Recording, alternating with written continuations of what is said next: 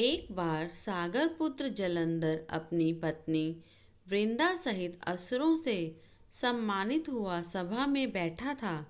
तभी गुरु शुक्राचार्य का वहां आगमन हुआ। उनके तेज से सभी दिशाएं प्रकाशित हो गईं। गुरु शुक्राचार्य को आता देखकर सागर पुत्र जलंधर ने असुरों सहित उठकर बड़े आदर से उन्हें प्रणाम किया। गुरु शुक्राचार्य ने उन सबको आशीर्वाद दिया। फिर जलंधर ने उन्हें एक दिव्य आसन पर बैठाकर स्वयं भी आसन ग्रहण किया। फिर सागर पुत्र जलंधर ने उनसे विनम्रतापूर्वक पूछा, हे गुरुजी, आप हमें यह बताने की कृपा करें कि राहु का सिर किसने काटा था। इस पर दैत्य गुरु शुक्राचार्य ने विरोचन पुत्र हिरण्यकश्यपु और उनके धर्मात्मा पौत्र का परिचय देकर देवताओं और असुरों द्वारा समुद्र मंथन की कथा संक्षेप में सुनाते हुए बताया कि जब समुद्र में अमृत निकला तो उस समय देव रूप बनाकर राहु भी अमृत पीने बैठ गया।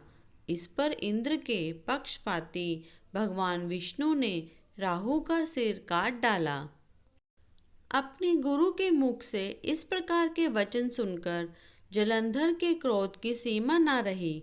उसके नेत्र लाल हो गए। फिर उसने अपने धस्मर नामक दूत को बुलाया और उसे शुक्राचार्य द्वारा सुनाया गया वृत्तांत सुनाया।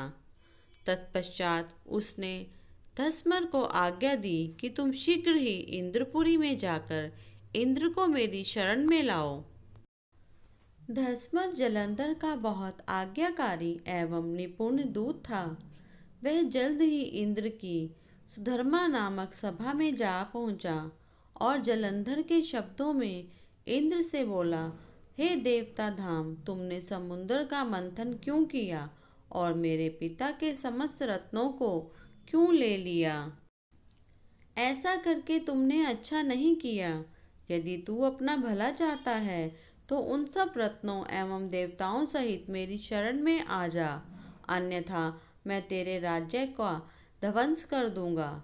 इसमें कुछ भी मिथ्या नहीं है। इंद्र बहुत विस्मित हुआ और कहने लगा, पहले मेरे भय से सागर ने सब पर्वतों को अपनी कुक्षी में क्यों स्थान दिया और उसने मेरे शत्रु दैत्यों की क्यों रक्षा की। इसी कारण मैंने उनके सब रत्न हरण किए।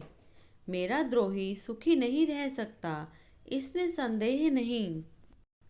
इंद्र की ऐसी बात सुनकर वह दूत शीघ्र ही जलंधर के पास आया और सब बातें कह सुनाई। उसने सुनते ही वह दैत्य मारे क्रोध के अपने ओष्ठ फड़फड़ाने लगा और देवताओं पर विजय प्राप्त करने के लिए उसने उद्योग आरंभ किया।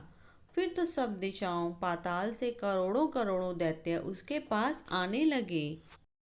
नंदन वन में उसने अपनी सेना उतार दी। वीरों की शंख ध्वनि और गर्जना से इंद्रपुरी गूंज उठी। अमरावती छोड़ देवता उससे युद्ध करने चले। भयानक मारकाट हुई। असुरों के गुरु आचार्य शुक्र अपनी मृत संजीवनी विद्या से और गुरु देव बृहस्पति द्रोणागिरी से औषधि लाकर जिलाते रहे। इस पर जलंधर ने क्रुद्ध होकर कहा कि मेरे हाथ से मरे हुए देवता जी कैसे जाते हैं। जिलाने वाली विद्या तो आपके पास है। इस पर शुक्राचार्य ने देवगुरु द्वारा द्रोणाचार्य से औषधि लाकर देवताओं को जिलाने की बात कह दी। यह सुनकर जलंधर और भी कुपित हो गया। फिर शुक्राचार्य जी ने कहा, यदि शक्ति हो तो द्रोणागिरी को उखाड़कर समुद्र में फेंक दो, तब मेरे कथन की सत्यता प्रमाणित हो जाएगी। इस पर जलंधर कुपित होकर जल्द ही द्रोणागिरी पर्वत के पास पहुंचा और अपनी भुजाओं से पकड़कर द्रोणागिरी पर्वत को उखाड़कर समंदर में फेंक दिया। यह तो भगवान शंकर का तेज था। इसमें जलंधर की कोई विचित्रता नहीं थी। तत्पश्चात यह सागर पुत्र युद्ध भूमि में आकर बड़े तीव्र गति से देवताओं का संहार करने लगा। जब द्रोणाचार्य जी औषधि लेने गए तो द्रोणाचल को उखड़ा हुआ शून्य पाया। वह भयभीत हो देवताओं के पास आए और कहा कि युद्ध बंद कर दो, जलंधर को अब नहीं जीत सकोगे। पहले इंद्र ने शिवजी का अपमान किया था। यह सुनकर देवता युद्ध में विजय की आशा त्याग कर इधर उधर भाग गए। सिंधुसूत निर्भय हो अमरावती में घुस गया। इंद्र आदि सब देवताओं ने गुफाओं में शरण ली।